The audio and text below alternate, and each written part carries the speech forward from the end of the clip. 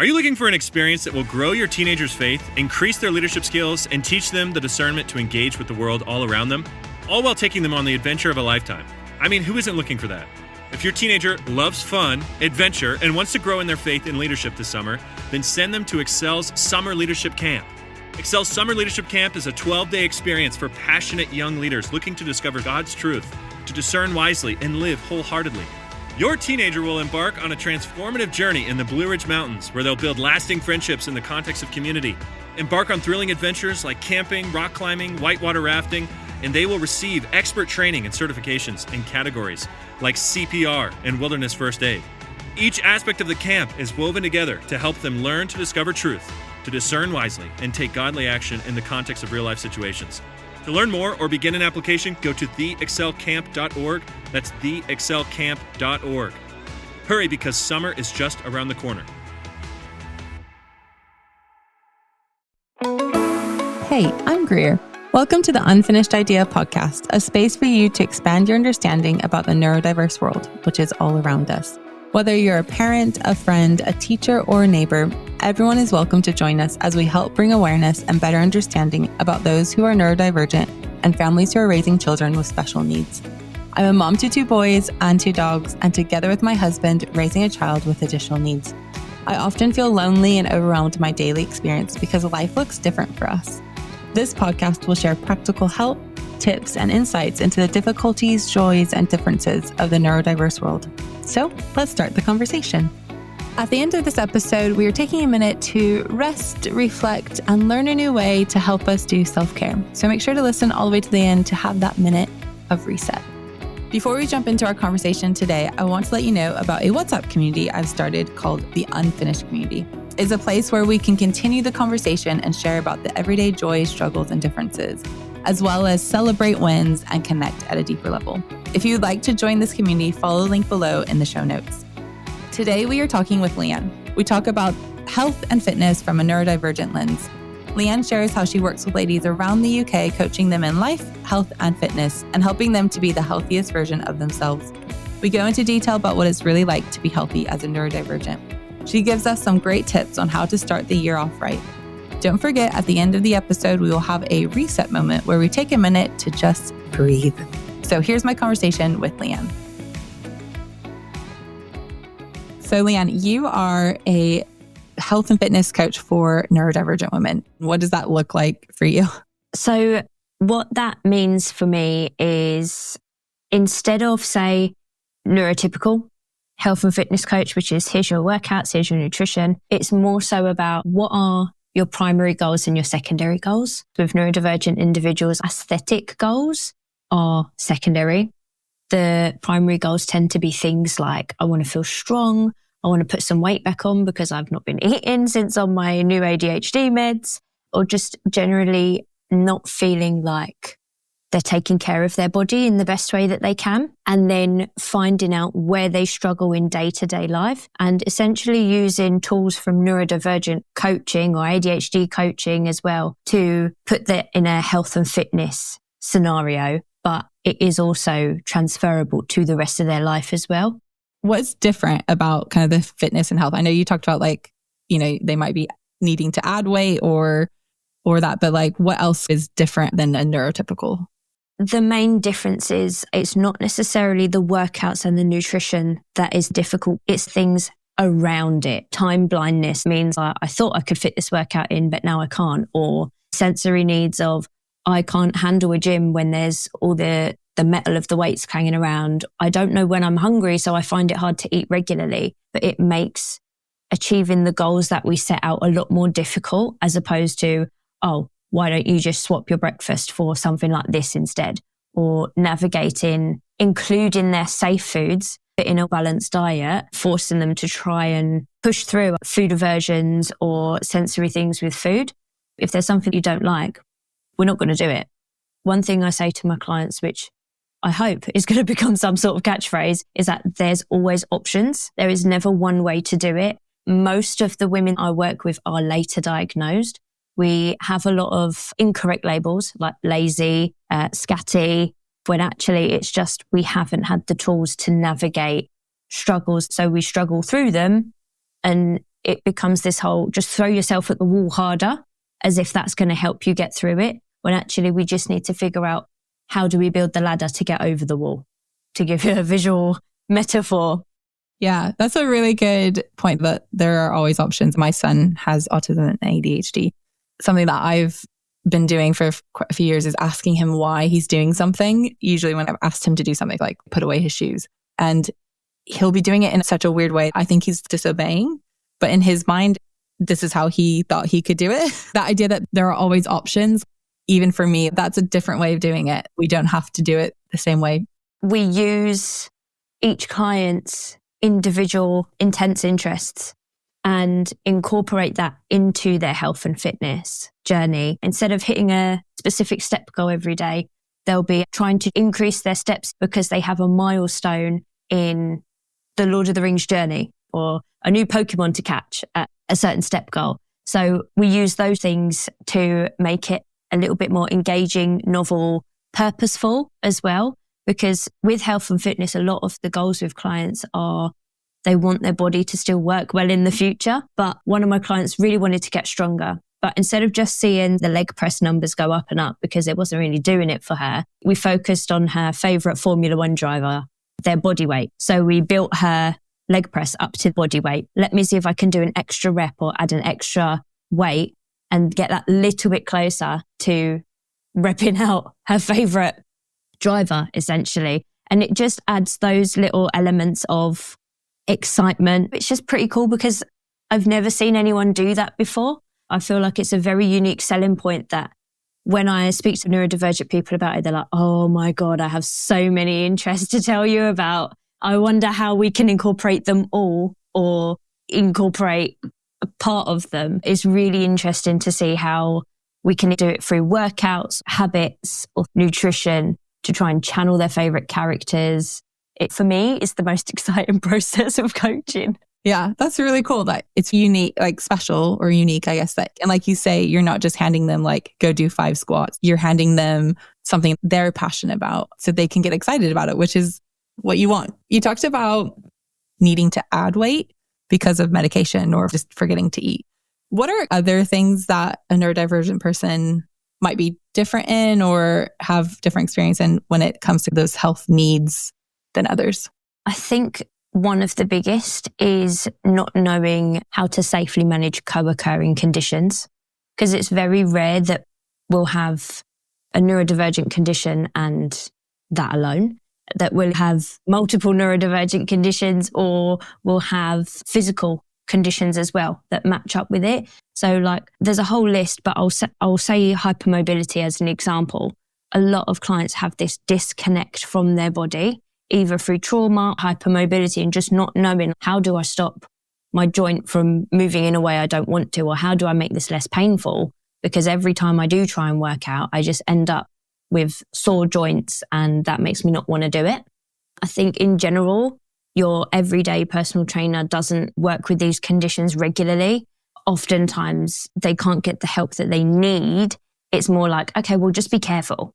But what does be careful mean? We're autistic, half of us. We need a specific instruction, not just be careful. What do I need to be careful of? How do I be careful of it?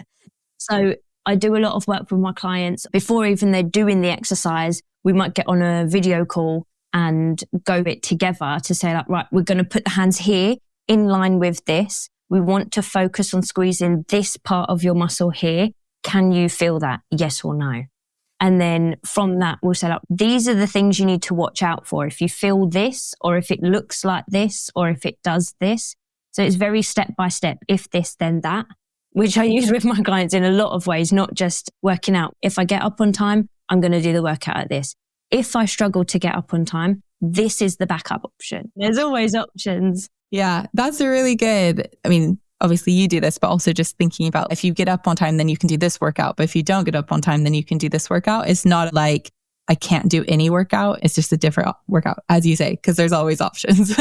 And the black and white thinking and the all or nothing thinking that we tend to work with, let's say, all or nothing is I'm going to get up at 6 a.m. I'm going to work out at 6:30. I'm going to have breakfast by this time and my life is going to be so much better because I'll have everything together.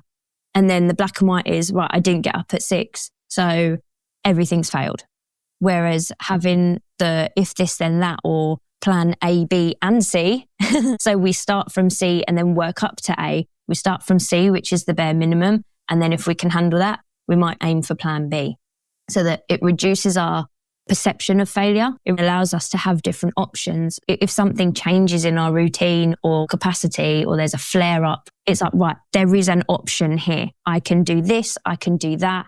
And having these sorts of things pre-planned allows us in the moment to go back and say, right, what options do I have? As opposed to, oh, well, I can't do the thing I was going to do now. So what's the point? I may as well just give up.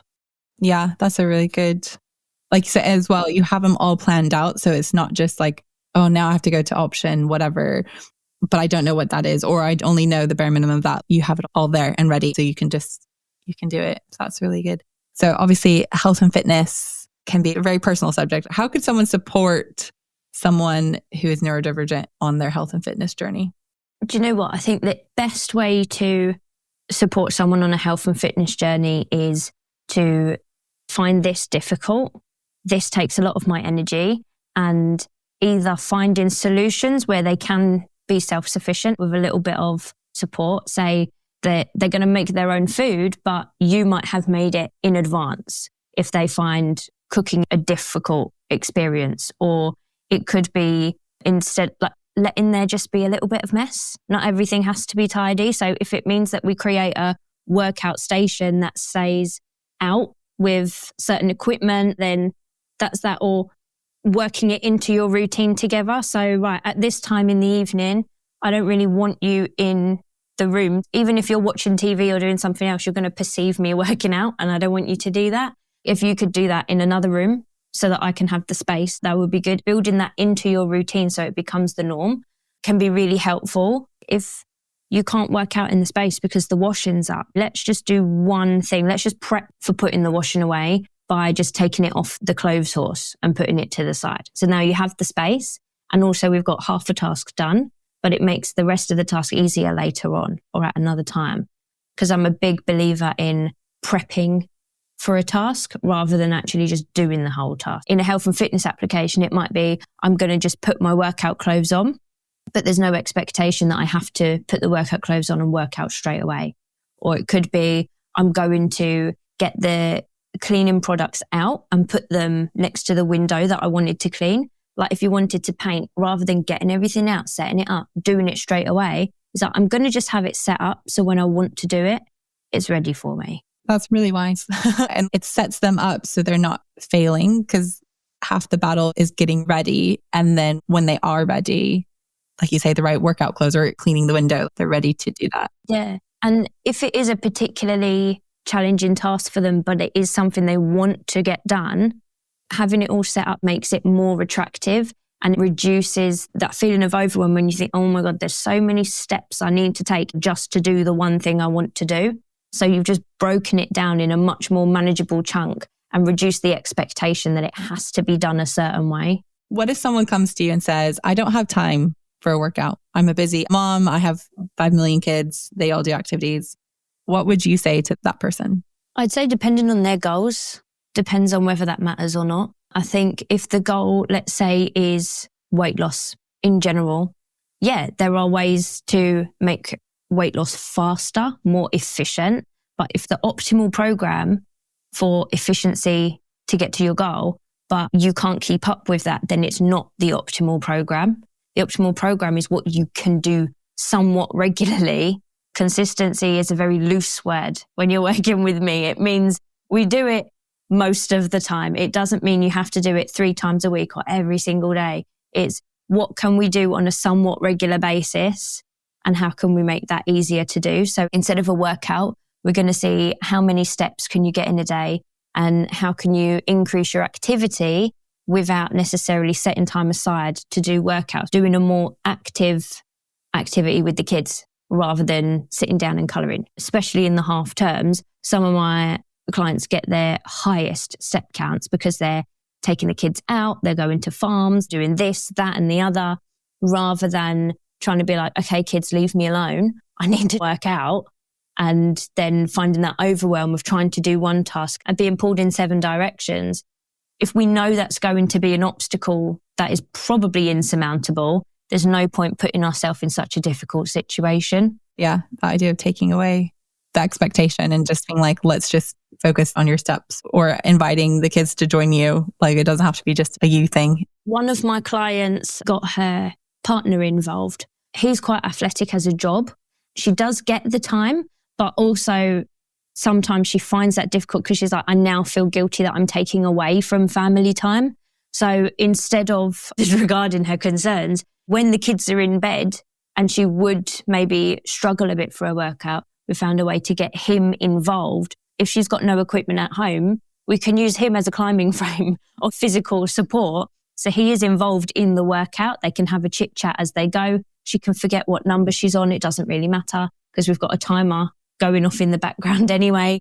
And it just allows them to have some bonding time while she also gets to work towards our goals. And I think, you know, when you said about how could a partner or someone in the house support, that's another way that you can do it. Just get involved, body double. You know, it might not help if you're body doubling just by sitting on the sofa whilst they're working out next to you. But if that's when you decide to wipe down and reset the kitchen for the night, that could really help because you're up and moving around whilst they're up and moving around. So even though you might not be conversing and engaging with each other, that kind of body double can be more helpful than like, oh, well, you're sitting down and I have to do this. This episode is brought to you by State Farm. From your morning podcast to your afternoon playlist, State Farm knows you personalize your entire day. And that's why State Farm helps you personalize your insurance with the State Farm Personal Price Plan. It offers coverage options that help protect what you care about most at an affordable price just for you. Like a good neighbor, State Farm is there. Prices vary by state. Options selected by customer. Availability and eligibility may vary. This episode is brought to you by Indeed. When your computer breaks, you don't wait for it to magically start working again. You fix the problem. So why wait to hire the people your company desperately needs? Use Indeed's sponsored jobs to hire top talent fast. And even better, you only pay for results. There's no need to wait. Speed up your hiring with a $75 sponsored job credit at Indeed.com/podcast. Terms and conditions apply.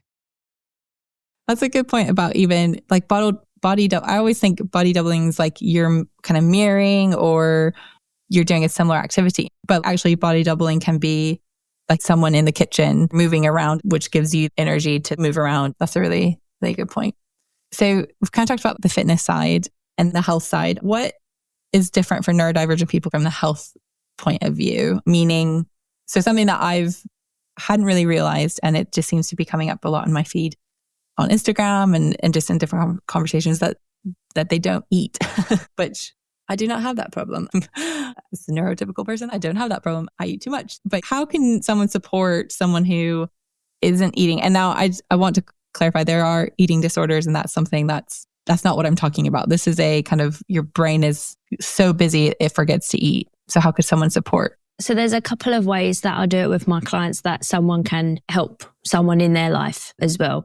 Instead of saying, I'm going to eat at this, and this time, because that might be the neurotypical, logical way of being like, if you forget to eat, put it in your calendar. No. I'll look at it and be like, yeah, I'll do it in a minute. And then 4 hours have passed and I'm like, oh, well, the next one's come up now. So what we'll do is we'll set either a visual reminder or a tech-based reminder, like a notification, to come up and just ask them, are you hungry? If you're physically with someone, you could just ask them around that time, are you hungry? 9 times out of 10, the immediate answer is no. But within 10 or so minutes, we're thinking about it because our interoception and how we're feeling inside our body isn't always obvious. Once we've had that prompt, it can be like, actually, I'm really hungry. It gives you the chance to start making some food. By the time it's done, I'll probably be hungry enough to eat it. Even myself, I'm not perfect. I've been known to sit down and be like, here's my breakfast. It's now 6 p.m. My partner's just arrived home. And I'm like, oh, I feel so hungry. I've got a headache. I feel nauseous. Before he arrives home, I have absolutely no idea that's how I'm feeling. I just think, oh God, I feel awful. Why can't I concentrate? Why can't I do any good work? That's why. So we use basically prompts of, are you hungry? or setting in, if they know they're normally hungry around a certain time, but tend to skip over it or get distracted, then we'll set up, right, this is the time we'll use to start making food. It doesn't mean you have to eat it right there and then, because it could be 30 minutes before that food is ready. If you're cooking, cook double the portion. Now I've got another dinner. Sometimes with food prep, it can create this sort of demand avoidance of now it's in the fridge waiting for me. So instead of leaving it in the fridge, put it in the freezer. And then that way, there is always food ready. We might forget to get it out 24 hours in advance. That's going to be less frequent, because you could set, when I start cooking dinner that night, I'll get out the dinner for the next night. Once a day, I'll get something out of the freezer. It could be a reminder that you tick off at any point. It could be a visual reminder, a post-it note, whatever it needs to be. But essentially finding the way that you can save time, yeah, but also save energy, because our capacity is up and down on different days. When we have a good capacity day, we don't want to go, oh, I feel good today, I'm going to do every single thing I ever wanted to do in my entire life. And then tomorrow, in the next 3 days, I can't do anything because I've burnt myself out in such a short period of time. We're going to cook a meal, and then we'll make sure that there's enough to have as future meals as well, rather than being like, right, I'm going to prep the whole week of food, because that's a very quick way to burning ourselves out if our capacity does fluctuate in that sort of way on a regular basis. That's a really good idea. I like the idea of cooking once, 2 meals, and putting it in the freezer, not the fridge. There are some foods that will go in my fridge because I just know I'm going to eat them, but putting it in the freezer means it's ready when needed. There is a specific way I like to organise my fridge. Your fruit and veg drawer at the bottom, the fruit and veg doesn't really go in there.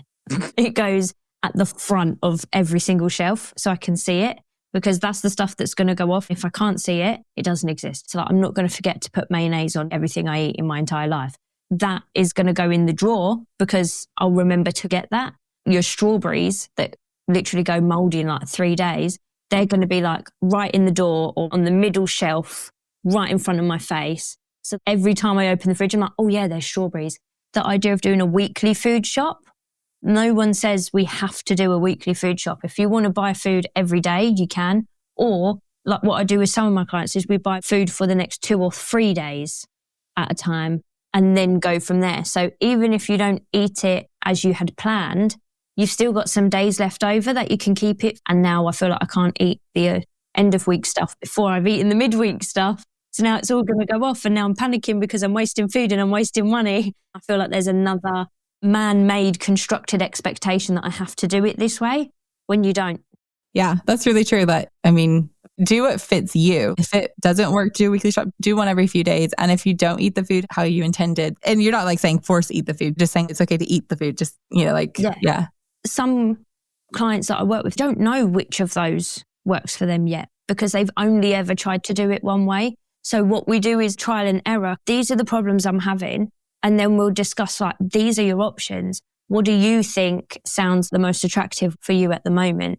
And then we'll give it a go. And we'll say, okay, how are you finding this? Have you come up with any struggles since trying this method instead? And it might be, okay, we need to flip-flop between 2 different methods. Or it might be that we're going to cycle through all of them in intervals because they get bored of a certain method and it stops becoming effective after a certain period of time.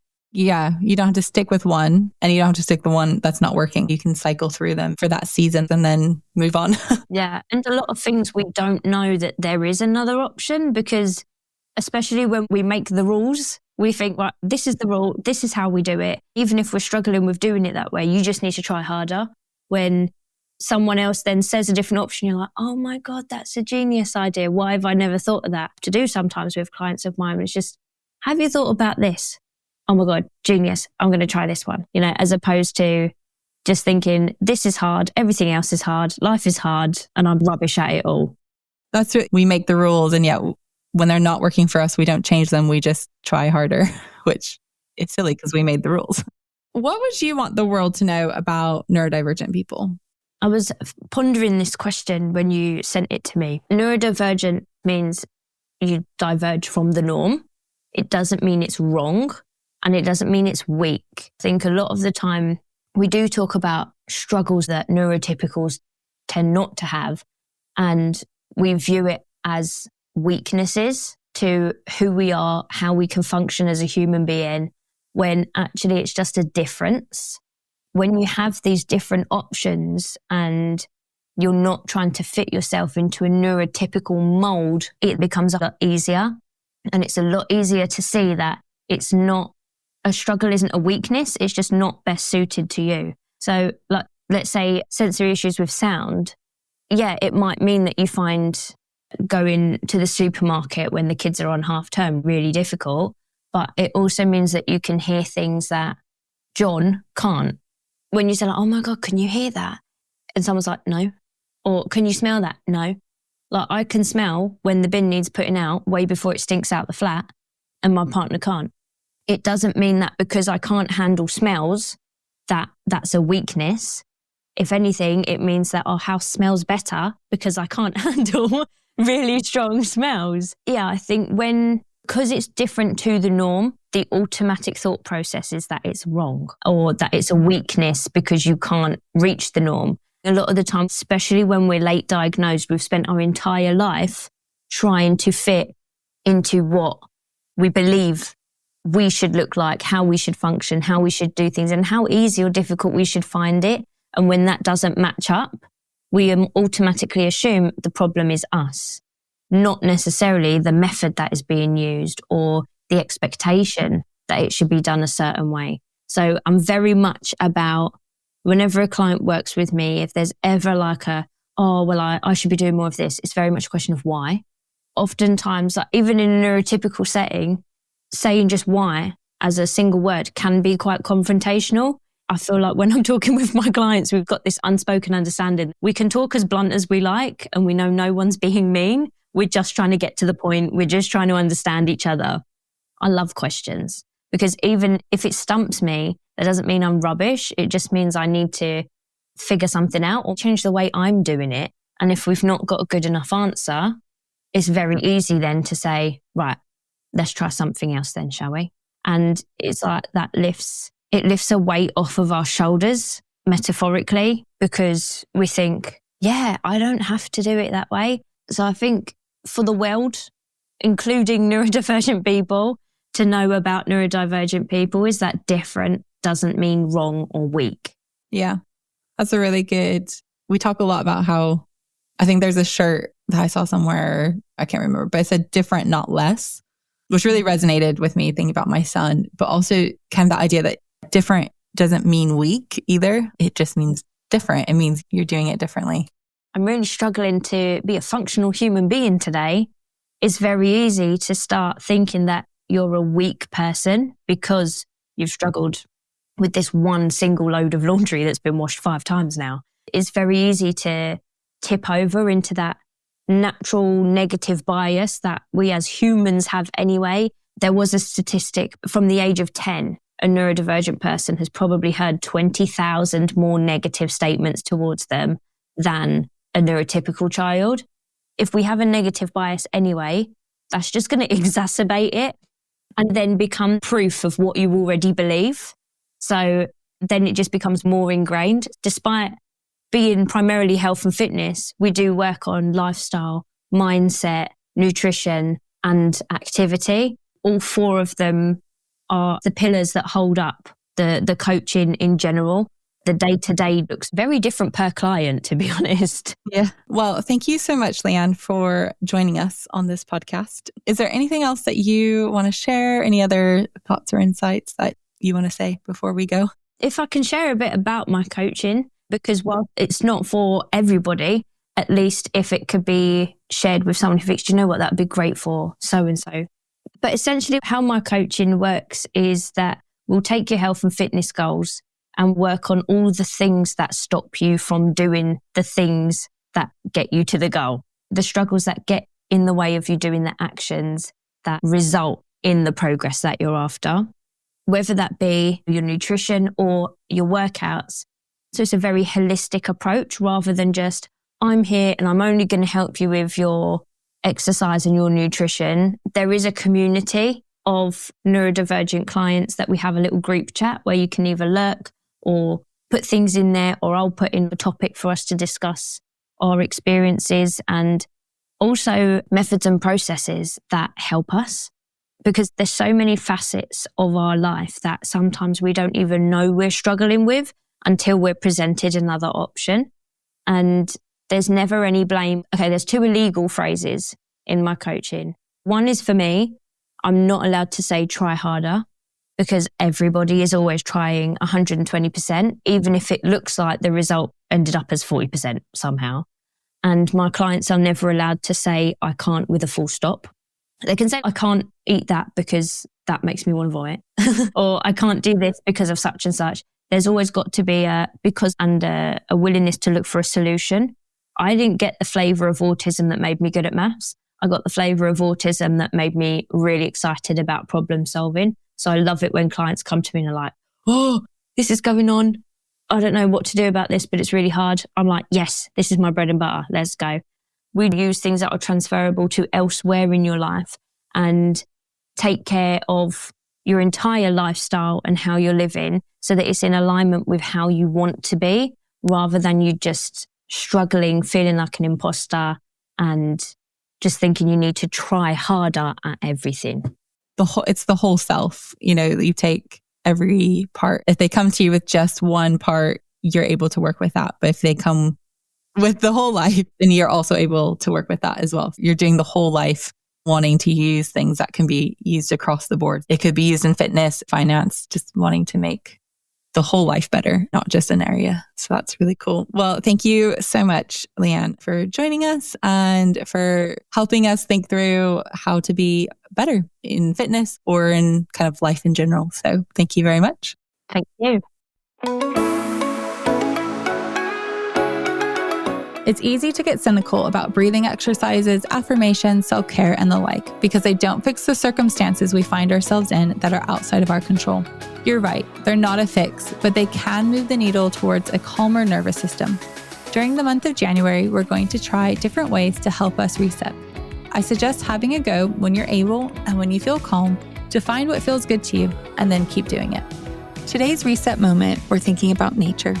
Nature is an amazing support for mental health. We can learn so much from nature as it doesn't rush. It allows change and doesn't hold on or grasp. It works in harmony, it resets, and it sleeps. Listen to this poem. What resonates with you? Let the trees teach you that growth requires patience. Let the wind teach you that you can change direction and speed as you desire. Let the flowers teach you that beautiful things do not bloom all year long. Let the ocean teach you that you can do both calm and chaos, gentle and strong. Let the clouds teach you that when things get too heavy, it is time to release. Let the stars teach you that darkness is needed to see the light. Let the sun teach you that no matter how long you have been hidden, you will always rise again.